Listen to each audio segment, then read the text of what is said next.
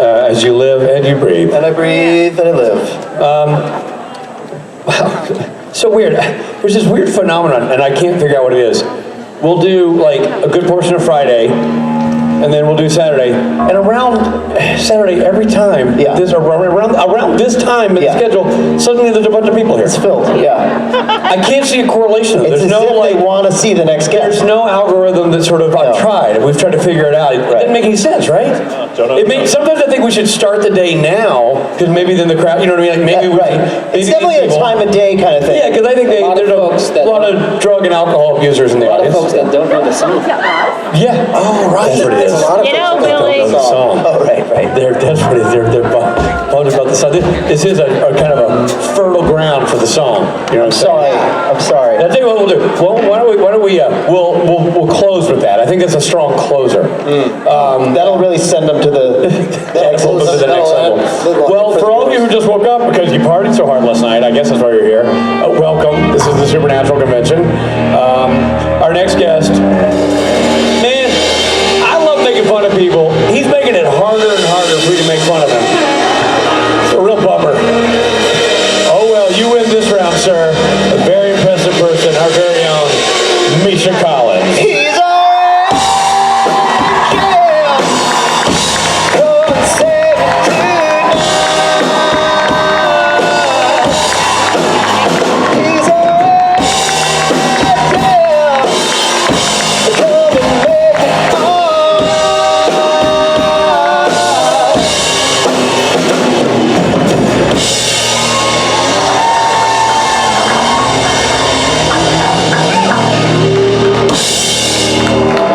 Nice. There he is. It's really a bummer to have that conversation with you backstage and to come out here. And my job is to belittle you. You know how it is. No one ever said that. It's not written in any It's contract. my job. Can I ask you, how did we work out this blocking on stage? Where you and I are in the We center, could right? share an And intimate there's moment. like this little Heckler. creep off in the corner. He's a bass player. This little, How dare you? Damn it. this little Stupid strong robot. this creepy little pervert off in the corner. Creepy pervert. Saying, That's how I always describe you. Come on. You know my friend Richard. Creepy pervert. Yeah.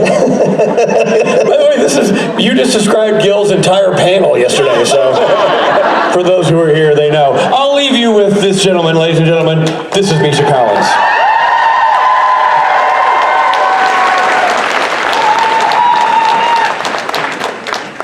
hello, friends. How are you? Good. Last night I just got back from Ukraine. I had quite a journey this week. And if my statistics are correct, Chicago has the largest Ukrainian population of any American city. So there may well be one or two Ukrainians in this audience. Are there? One, two, yes. Well, for those of you who are Ukrainian here, sorry for what's going on in your country. It's really, it's quite tragic.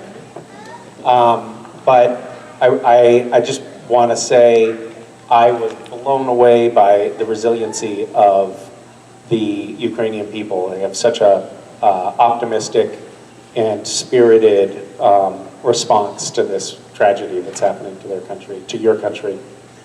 So I took some inspiration from the journey.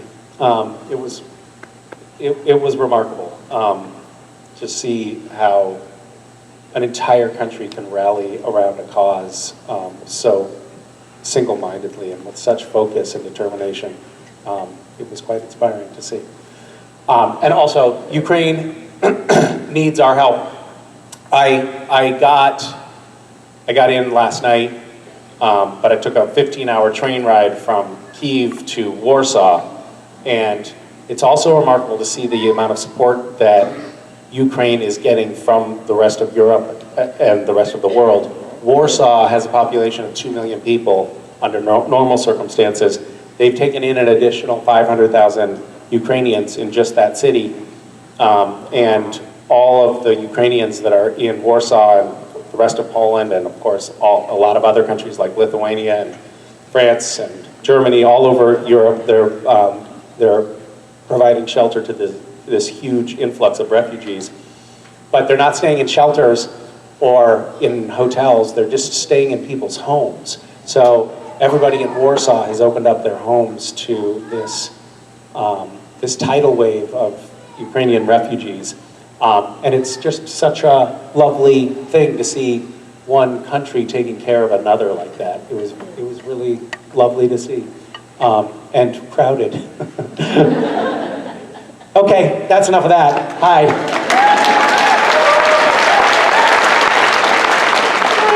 Hi.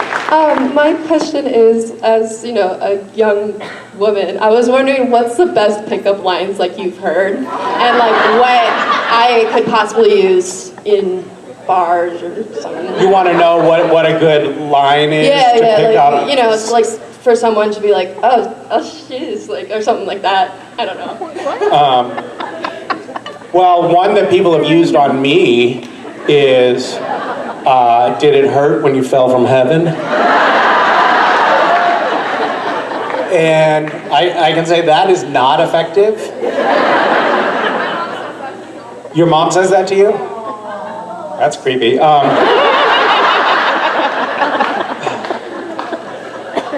Way to break the ice here. I come in with this whole like refugees from a war-torn country business, and you're like, hey, I just turned 18 and I'd love to get laid.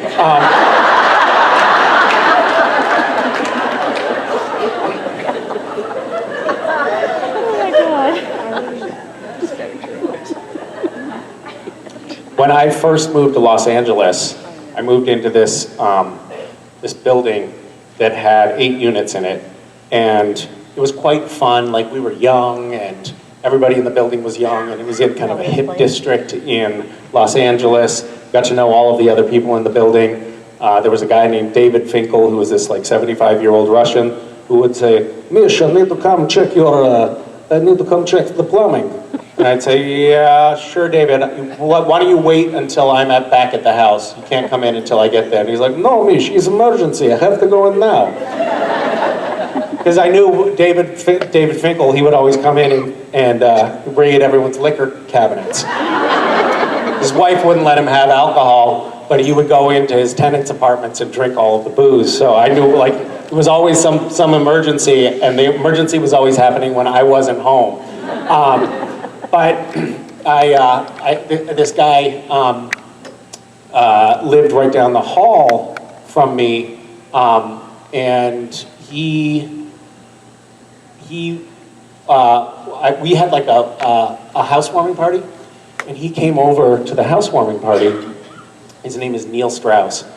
Came over to this housewarming party with a piece of cardboard and one sequins Michael Jackson glove. And he did like breakdancing in my living room.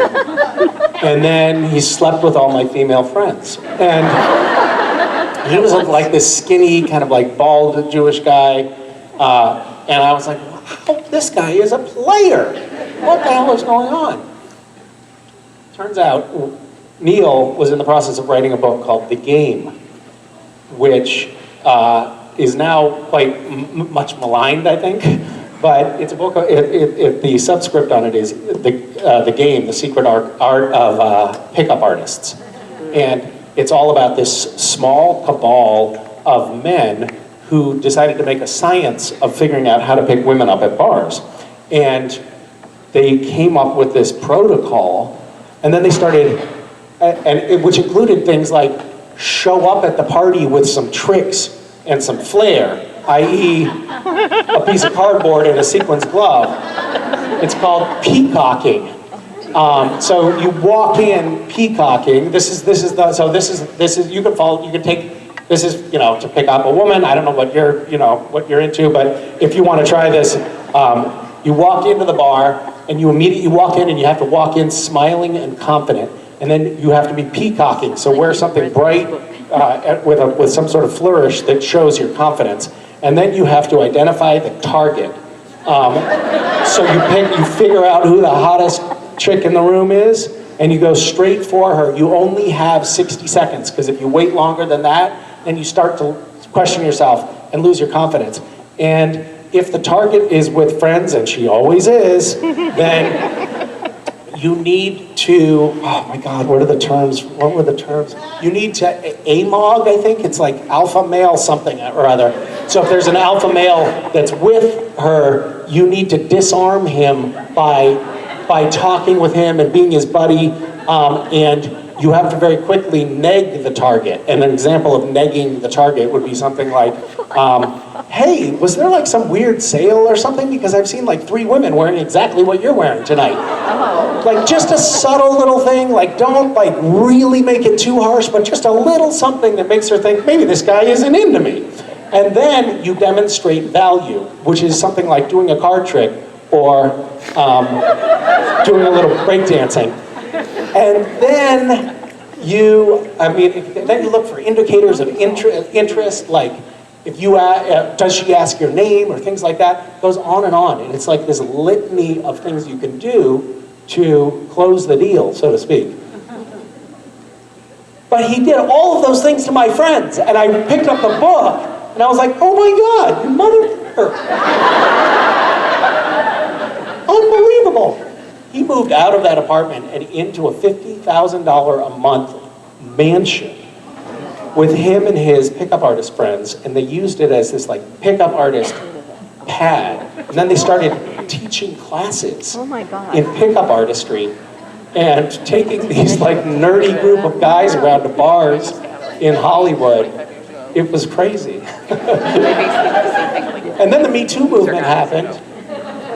And he had to write a follow-up book about how none of that stuff actually was what he really thought. But, sorry, that was a real tangent. Hi. Hello. First, I just want to say thank you for all you do just in terms of random acts and just, visiting these countries that really need it. It's really inspiring, so thank you for that. Thank you for saying so. Thank you. My question is, do you have like a weird comfort movie? Like a movie that you put on when you just need like background noise, but one that's like not necessarily comforting to other people, but for some reason it is to you? What a great question. What is yours, just out of curiosity, because you obviously have one? I love the Scream movies. The Scream movies, yeah, that's so comforting.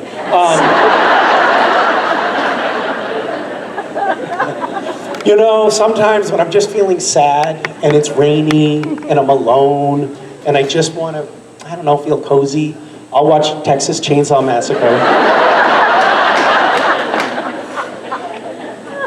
I love Groundhog Day and I love Bill Murray in general, but I think the movie for me that I've watched more times than any, and I just love it, is The Man Who Knew Too Little, which most people don't know, but it's a Bill Murray movie. It's great. It's just great. I remember the first time I saw it, I was in a theater by myself in Washington, D.C. I wasn't the only person in the theater, but I went to the movies alone. And I was laughing so hard that the people around me moved. Hi. Hi, Misha. I've been listening to a podcast called How to Be a Better Human. Huh. And at the end of every podcast... Is it useful? Sort of 50-50, right? Jury's out. Uh-huh. But at the end of every podcast, he asks the guest, what's something in your life that made you want to be a better human? Like what event, or maybe even a poem or a book you read or something that made you kind of look internally and go, I want to be a better human because of that. And you are now asking me that question. I see. Yes, I am.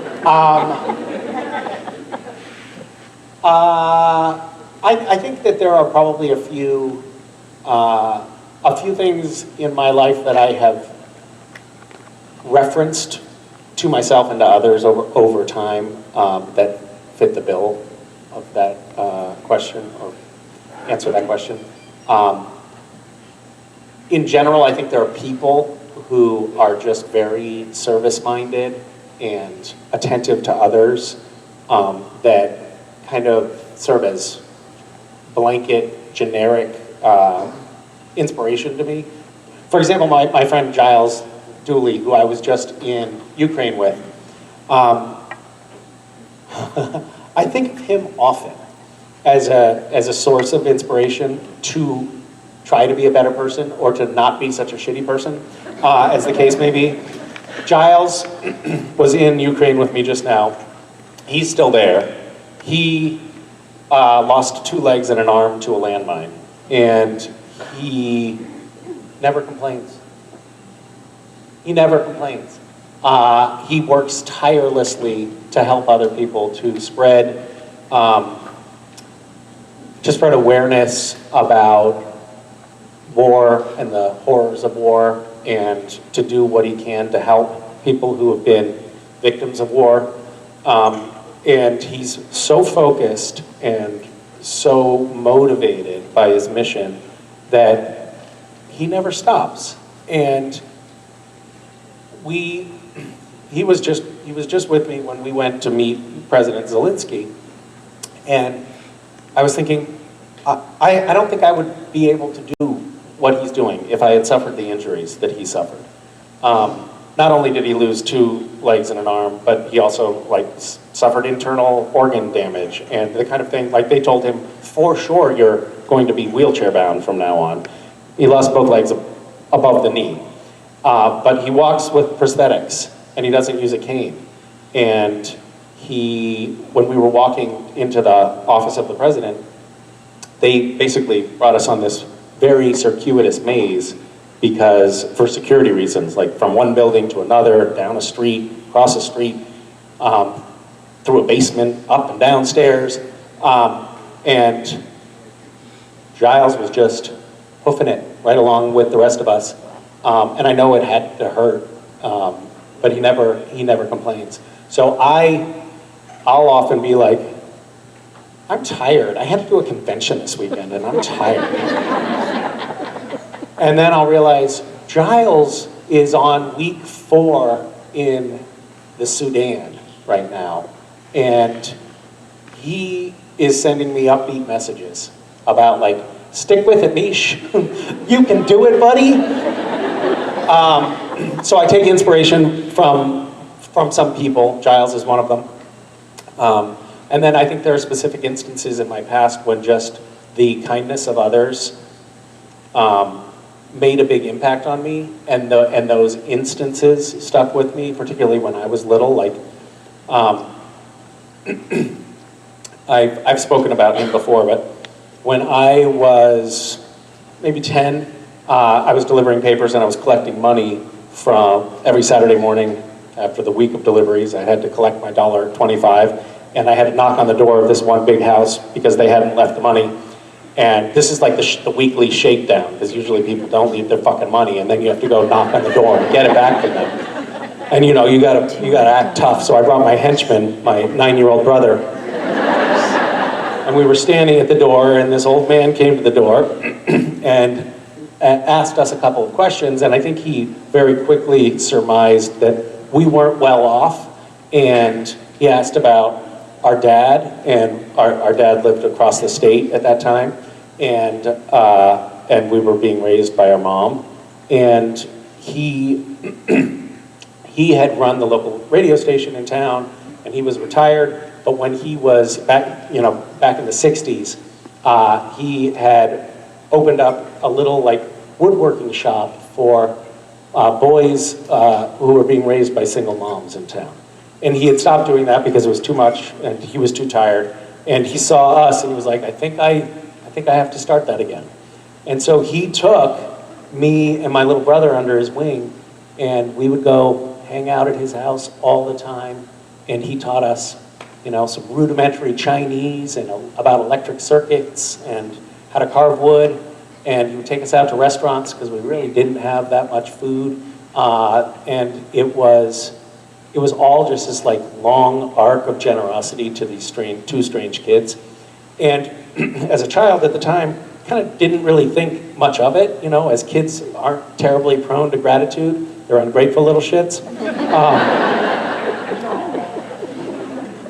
But in hindsight, as I got older, I realized, oh my God, that had a profound impact on me. And that was very helpful And it was really nice to have an older male role model in my life when I was a kid and when I really needed it. And he provided that. So I think of that, and I sometimes remember that, and it sometimes serves as a guidepost for me to try to remember to be a little bit less shitty myself. Thanks.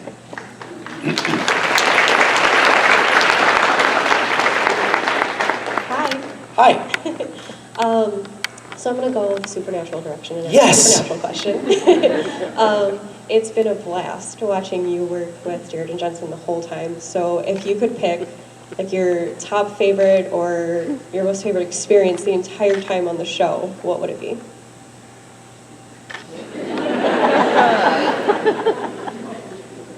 I don't know how to answer that question. I mean, we spent so much time as a human interacting with other humans, like not thinking about the storyline of the show. We laughed a lot, and there were a lot of times where we were just laughing so much we couldn't actually film anything, and that was those were favorite experiences. I think in terms of like the storytelling or the performances, I loved my last scene on Supernatural. I think that just carried on so many different levels, it carried so much emotional weight for me. It was like Cass's goodbye, it was Cass's coming out, it was my goodbye to the show, it was my goodbye to the crew, it was my goodbye to this character that I had come to know and love. It was just a very profound and important night. You know, it was 12 years of my life. It was a long time, and it was like the goodbye, and it all got wrapped up very nicely. Richard Speight was directing. It was the last scene at the end of a long week of shooting, and it was also just a few days before production got shut down altogether because of the pandemic. It was like a encapsulated, very intense, emotional experience. So that one sticks with me probably more than anything. Thanks. Hi. Hi. So my question is, was there any Gish task that you regret having people do, or maybe an idea for a task that was vetoed just for being too unhinged? Well, there were a lot of, I mean, the trash heap of Gish items over the years was enormous. There were more items that we came up with that were too dangerous or too illegal to include on the list than made it onto the list. That was a learning curve for me. I think early on, I think it might have even been the first Gish or the second Gish, I wrote an item that was wrap yourself in Christmas lights, plug it in, and climb to the peak of a roof. Because I thought that would be like a nice visual, right? And then the first image came in of someone standing on the peak of a 3-story roof. It was like this steep slate roof, and they're standing on the peak of this roof, completely wrapped up in Christmas tree lights around their legs. Like, it looked like it would be hard to stand on level ground with how they were wrapped up. And I saw that and I immediately realized, we'll lose a lot of people to this item. I mean, it's pretty, but the cost is going to be great. So I deleted that item. I had my son write an item which was have a boat on a plane. And I thought, that's a cool idea, buddy. Let's do that. Let's get a boat on a plane and then fly the plane. And then apparently a lot of like aeronautics experts were like, you can't just attach a boat to a plane and expect it to not crash. So we had to, pull that item. Whatever. Science. Thanks. Hi. Hello. So my question is, as children, we all have those different dream careers and things like that. So if acting had not been the career choice that was successful for you, what was your backup plan? I remember being asked I had this like weird visual memory of being asked what I wanted to be when I grew up, when I was probably like 4 years old, sitting in the back of a car. And I remember thinking, like, that's a really good question. I'd like to be probably a train engineer, but maybe a writer, and maybe I don't even know yet. I remember thinking that, but I felt like it was important to hone in on something, because obviously the clock was ticking. And I never really thought I was going to be an actor. I thought that was, when I decided to get into acting, it was just, it was going to be a stop along the way towards something that was actually meaningful. And I still don't really, I'm still not quite sure what I'm going to be when I grow up, to be honest with you. Hi. So I work with dolphins, and my favorite dolphin fact is that they sleep with half of their brain off at a time. So I was wondering... That's how I function during the daytime. Yes. My question for you is, if you had that ability to sleep with half of your brain off at a time but still do things, what would you do with that extra time? Wow. Very interesting question.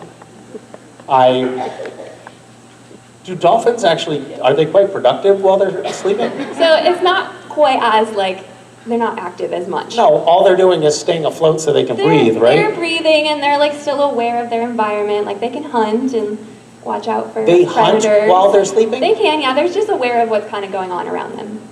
Really? Yeah. Well, that's very impressive. I mean, like, for example, I was season 7 through 14. I was half asleep during most of the filming of Supernatural. So apparently ducks do the same thing. Do you know this? Yeah, there's a number of types of birds that do it as well, yeah.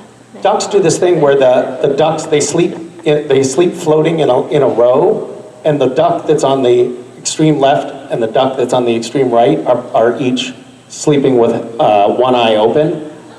And then they rotate in the night so that the rest of them can get a good, everybody gets their whole brain to sleep. Isn't that amazing? And they're just looking out for predators, I guess. I'm sorry, I'm gonna just change the subject. What do you do with dolphins? So I work at a facility in St. Thomas, and we do, like, interactive programs with dolphins. Get Like people in the water. the island of St. Thomas? Yes. Oh, that must suck, I'm sorry. It's the worst. Wow, how'd you get that shit job? Are you a marine biologist? I am, yes. Nice, well played. Well played. That's the long con right there. I guess I would love to be able to read because then you could be very productive. You could read, you could knit and read. Can you do that what are you allowed to do with just half a brain? Whatever you want, we'll just go with that. Wait, Really? Yeah. not this new one.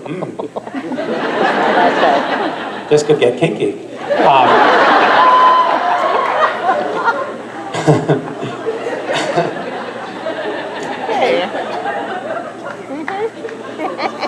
I'm not going to share with you my recent thoughts. Thank you. Hi. Hi. Just whisper Misha, them. you do so much between the acting and the philanthropic work and traveling the world and making people feel better. Road food, thank you for coming to Chicago, by the way. How do you prioritize work and family, being a father, being a coworker? Are you calling me a negligent father? Is that what this is? Just help us figure out how to balance all those important things. How do I prioritize? Well, I don't know that I'm the paragon of balance, but I have been trying to be more balanced in my life of late. And I think someone asked a question about Gish recently, and I recently stopped. I put Gish to bed for the time being, along with a couple of other projects, because I realized I just don't have time, and I want to spend more time with my kids. And when I'm with my kids, I want to not be on my phone, and that's challenging sometimes when one is just too busy. So I guess the answer is it's a process of trying to figure it out. One of the one of the like amazing boons of being on a TV show that's famous is that you get to be famous yourself, and then lots of opportunities open up. So I come from, I think, a scarcity mindset, and I've spent a lot of time thinking like, oh, I've got to take advantage of this opportunity as it comes up, because who knows when it's going to come along again, and I don't want to miss out. And as I've gotten a little bit older, I've had to realize like I've got to be okay with missing out on some things. So that's been personally a challenge for me. And sometimes there are things you just can't pass up, you know, like going to Ukraine. I was like, yeah, I think I have to do that. I'm going to be tired, but that'll be okay. But I don't know, it's a challenge. I think also as you get older, you just start to realize what's important and get a little bit of clarity on what's not important. But there are so many things competing for our attention now, like these insidious phones that we have and social media. That is not a good use of our time for the most part. Like, that's a waste. But I find myself like, I'm like, oh, what am I doing? Why am I reading this? I have to put this down. This is not benefiting me or anyone else. So it's, you know, it's like constant vigilance is also a factor, I think. I don't know. Thanks. Hi, Misha. I was kind of wondering if there's something in particular that you really feel that you miss from your time that you were working on Supernatural, and if there's anything that is like a new opportunity that's presented itself to you, or maybe a new hobby or more time with family that you've gained since closing that chapter. You know, it's lovely to have structure in your life and show up at work and just have a job to do with a group of people that you like and love, and not to be making choices. So I loved that about Supernatural. Like I was exhausted a lot of the time, but I was doing what I had to do, and I was part of a team, and that team functioned really well. It was a well-oiled machine. Everybody on the crew was a real expert in their field, and the cast, while not talented, did their best.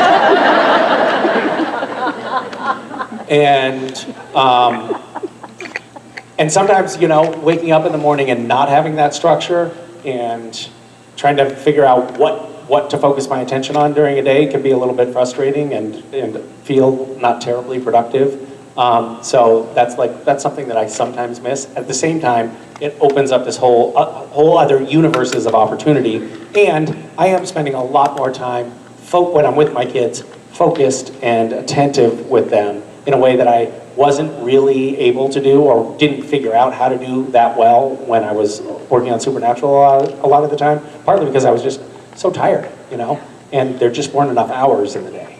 But yeah, I don't know. Thanks. Hi, Misha. Hi. So my friend Lana, is her first convention, so this question is on her behalf. Okay. She wants to know about a role that you either weren't able to do or that you passed up that you wish you would have done. A role that I wasn't able to do or that I passed up that I wish I had been able to do. Well, I'm not somebody who spends a lot of time dwelling in the past or thinking about like missed opportunities. It's just not how I'm wired. And I think probably if I had taken any roles along the way, I wouldn't have wound up on Supernatural, and I wouldn't be here right now. So I don't wish that I had done any particular jobs. That said,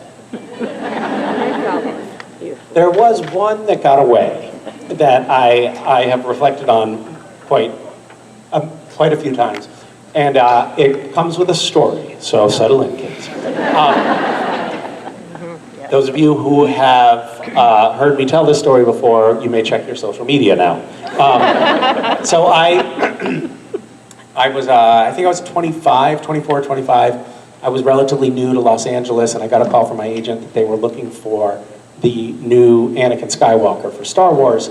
And I went in and I did an interview with the casting director. They didn't give you any material to audition with, it was just an interview. We talked for like half an hour. She seemed to think I was interesting.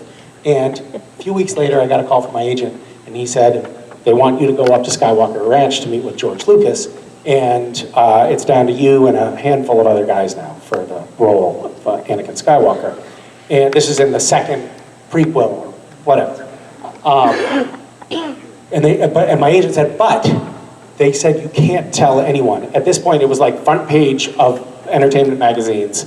Who was in consideration for the Anakin Skywalker role? There's a lot of intrigue around it.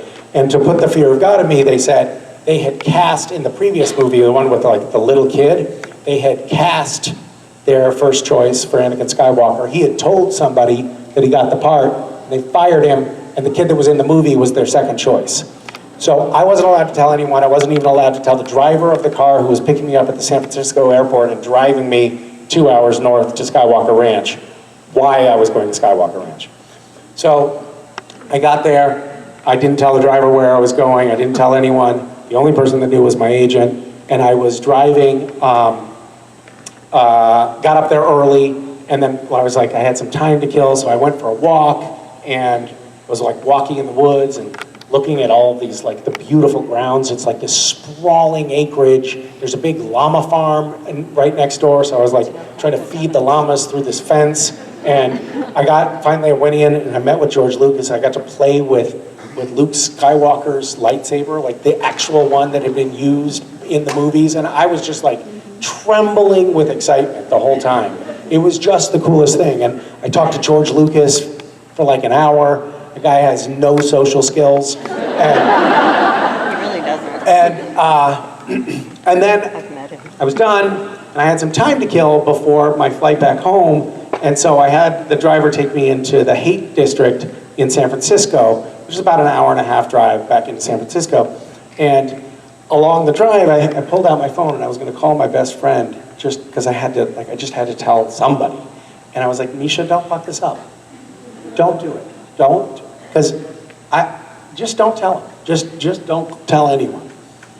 But then I got into San Francisco and I went to this pizza place and I went up to the counter and there was this like pimply-faced teenager behind the counter. And I got a slice of pizza and I said, hey man, I just have to tell somebody, I'm sorry. I was just auditioning for the role of Anakin Skywalker. I was in George Lucas's office. I was playing with Luke Skywalker's actual lightsaber from the Star Wars movies. And he was like, no way! That's amazing, man. You know, my cousin is Natalie Portman. My parents own the llama farm right next to Skywalker Ranch. And then he said, what's your name?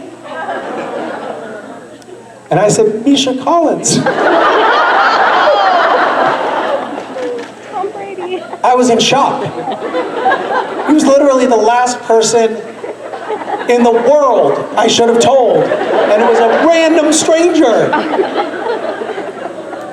I started shaking, like I turned pale, started sweating. I walked a half a block away and then I walked back in and I was like, please don't tell anybody that I told you. It was the most pathetic, heartbreaking moment. I'm sure that's not why I didn't get the part.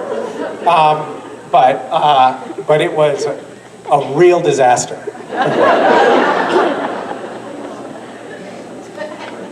Thank you for bringing up that shit memory. Hi. My question is, what was your favorite thing about being cast? What was my favorite thing about what? Being cast. About being Cass? I don't know, there were a lot of things that I loved about being Cass. I loved aspects of the character. I loved that Cass always tried to do his best to do the right thing, no matter what, and was willing to sacrifice himself for the cause of saving others. I liked that about him. I also liked, just as an actor, it was really cool to get to know a character for so long. Oh, thanks. That's my lunch. Thank you. Really? Here, maybe let's put it up here. That's a lot of lunch. Hungry? Thank you. That's great. I got to spend so much time with that character over the course of 12 years that it was really weird. It was like this psychological process where I started to feel like I wasn't playing him, but I was him, and he was me. And I guess maybe that's just me having split personality disorder. I'm not sure. So I got you all some Ukrainian treats here. What did we get? Yeah, these are pierogies. Okay. You can fork them into cups. You say? What I said. Well, fork Yeah, this. Okay. So Shell will be serving. If anybody would like a pierogi, come on up. Help yourselves. Well, don't help yourselves. Make a line if you want some, and then we'll just carry on as if nothing is happening.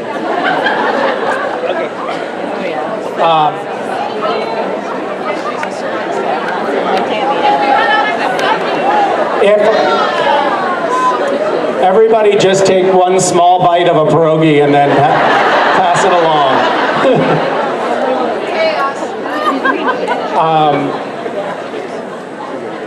Well, this looks like it was a mistake. Pretty sure your middle name is Chaos. Kind of like when you have people order Girl Scout cookies in the foot of the stage. Shell, can I have one? In your mouth? What are you going to say? Red off the stat here. We're doing pierogi shots now. Hello? All right.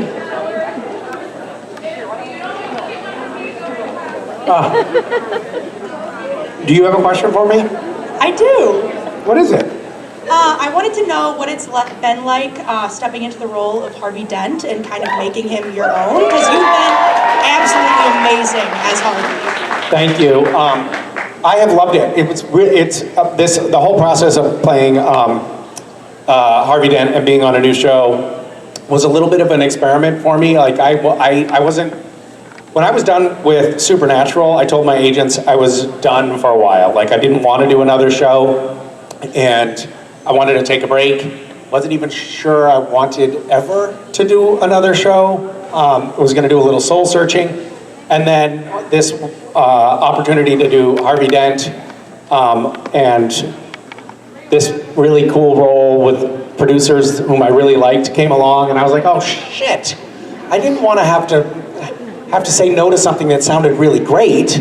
But then I thought, you know what? This will be a good experiment for me because I'll get to do something totally different from playing Castiel, and see if maybe, like, if I don't like playing Harvey Dent on this show, then I'm probably not gonna.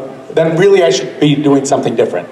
And I found that I really loved the experience and had a lot of fun with it, and would love to keep doing it. So that was like it was a good learning experience for me. Yeah.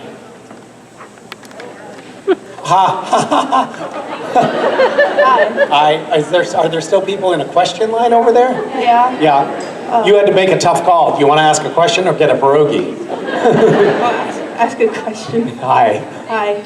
I was wondering if you could change anything about one episode. Which episode would it be, and what would you change? This is just a funny. This reminds me of the episode that we had in Supernatural where we got to see what hell looks like.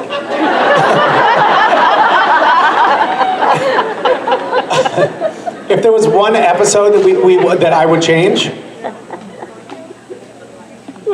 God, there's so many that I would change.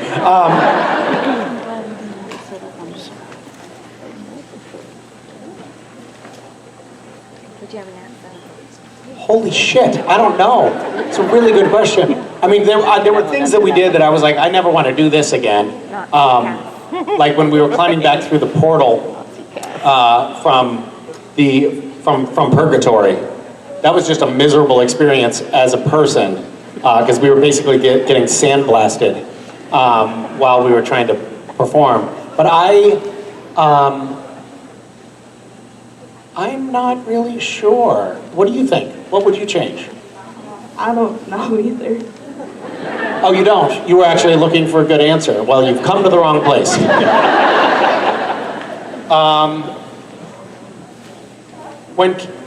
don't know. I don't know that I have a good answer for you. I would tell you that I wish that we had had more time with Cass as a human. I felt like that storyline got cut a little short. And I think we could have done without season 7. And also, I have to say, like, just in the big picture for the series, I thought seasons 1 through 3 probably were filler.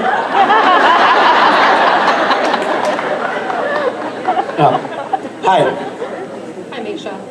My question is, if there was ever a Supernatural reboot, would you want to be part of that, and what do you think it would look like? I think it would look very geriatric.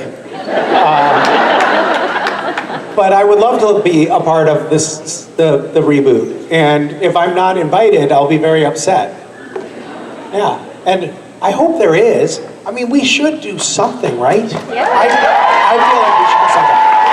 I hope we get to do something. I hope we get to do, like a short, like, even if it's just 10 seasons. Just a little farewell decade, would be nice. Yeah. Hi.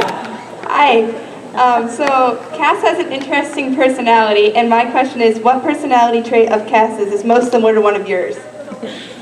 Well, I don't know. Being socially awkward, I think probably is the one that jumps to mind.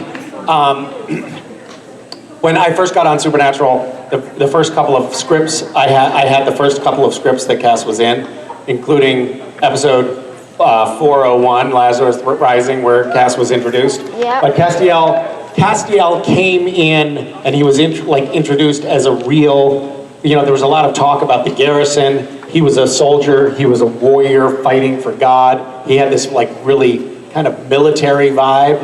And then this happens all the time. I mean, you see it, they'll write a script in television, and they'll shoot a pilot. And then the writers will realize, now that we have the cast and we see what each cast member brings to the story, we'll make little modifications.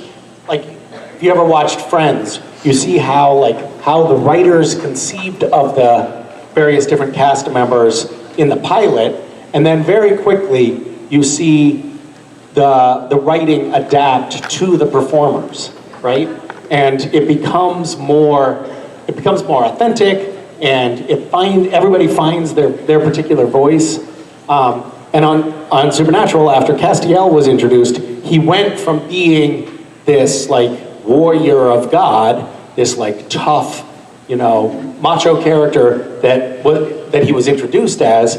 And then I think the writers were oh, now that we see who we cast and what he brings to the table, we'll modify that to be a little bit on the spectrum, super socially awkward, very nerdy and unapproachable. And I think that I brought all of that to the character. So I'm pleased with that fact. Yeah. I've drawn attention to this before, but I was the first angel on the show, which means I created the template for how angels behave. And then all of the other angels that came on the show after that ignored the precedent that I had set. And they just acted like normal people. And then it became there's something wrong with that angel. Which wasn't very fair. Hi. Hi, my question's about Gotham Knights. I've really been enjoying it. Thank you. My question is, how was your experience trying to act against yourself when you were playing two different characters? So the last episode that aired, I think, was that episode, right? Yeah. So in the last episode that aired of Gotham Knights, I'm playing Harvey Dent, but I'm also playing Harvey Dent's alter ego, Harvey. Oh, is this a spoiler? There's a spoiler. Yep. I should say spoiler alert for those of you who haven't watched it, but you shouldn't come to a convention having not watched. So,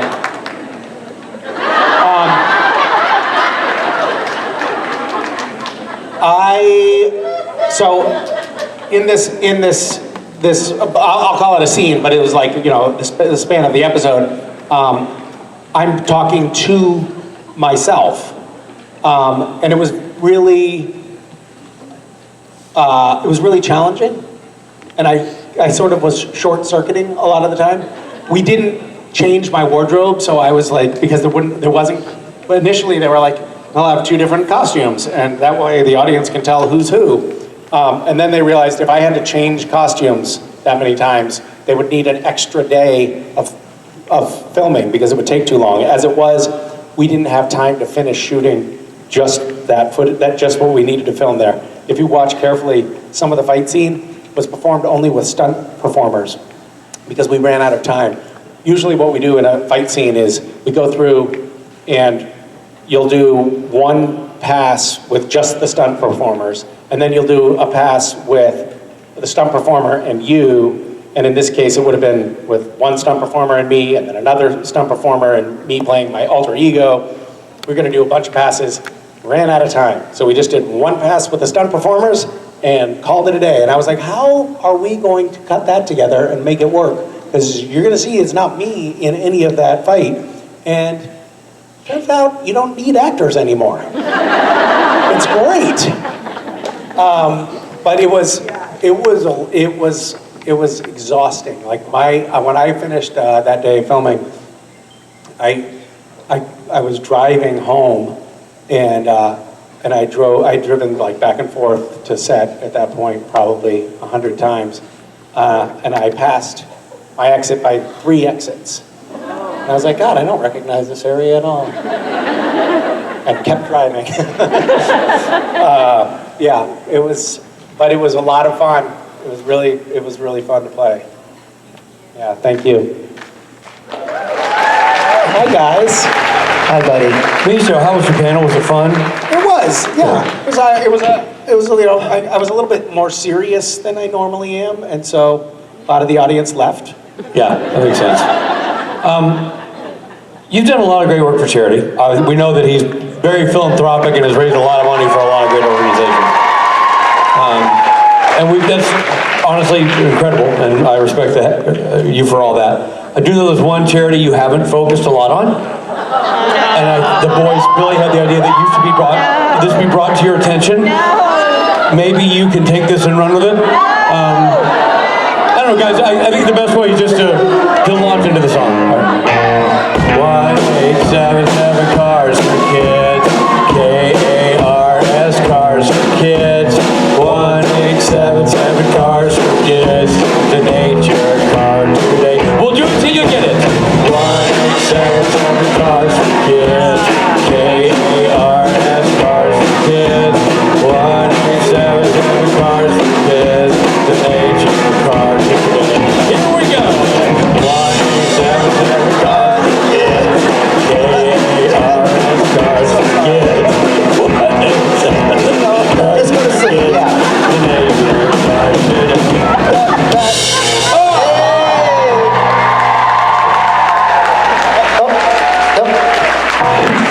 We just want to bring that to your attention. That's it. Yesterday he sang that song for every guest. What's it like in your brain? It's an unholy hellscape. I'm so sorry for what you must be going through. Yeah, listen. I feel bad for his children. Yeah, most people do. I decided to deliver my virus to the good people of Chicago. Ladies and gentlemen, that fellow right there, that's Misha Collins.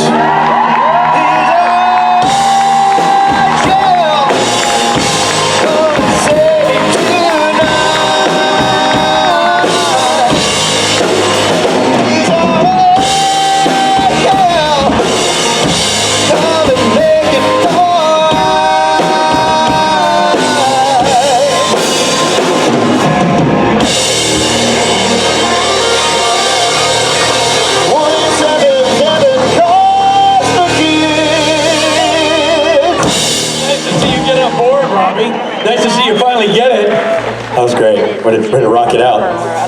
You know who doesn't mind this bit at all? The good people at Cars for Kids. They're loving it. Well, it's really funny too, as we whisper to music, what is going on? What is this? I had to explain. Right, so it's 1-877 Cars for Kids. It's just a commercial that plays, you donate your cars, it gives money to kids. He's like, he's actually raising money for, I was like, no, nothing to do with that. He's just being an absolute goofball. He's like, got it.